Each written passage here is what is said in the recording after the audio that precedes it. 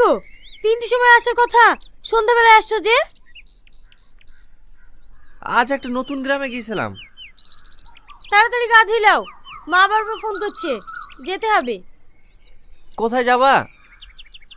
কেন, তোমার মনে নেই নাকি আজ আমার ভাই ছেলের জন্মদিন? তাড়াতাড়ি রেডি হইলাও। রেডি হতে তো বলছো, আজ তো তেমন বেচে কিনা হয়নি, কিলি যাবো। আমি ওসব কিছু জানিনি। আমি আজ 1 সপ্তাহ আগে বলেছি আংটি নিয়ে যেতে হবে, আংটি নিয়ে যেতে হবে। আংটি ধরলি যাবো গো? আমি যদি 1 মাস ফেরি করি তাও তো আমি আংটি টাকা গুছাতে পারবো না। আমি জানি তো তোমার কোনো কিছুর মরদ নাই। আজ পর্যন্ত একটা ভালো শাড়ি পাইনি, ভালো খেতে পাইনি, ভালো পড়তে পাইনি, কিচ্ছু পাইনি। যদি বলে একটা ভালো রেস্টুরেন্টে যাব, তাও পারিনি। সব পূরণ করতে যদি নাই পারো, তাহলে ভিখারি ছিল কিসের লেগে?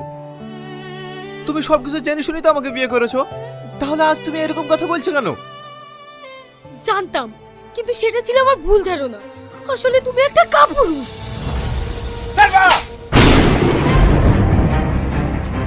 তুই আমার গায়ে হাত তুললি, আমি আর তোর ভাত খাবো না। তুই ডাক্তার পেয়ে গেলি, আমি এক্ষুনি বাবার বাড়ি চলে যাবো।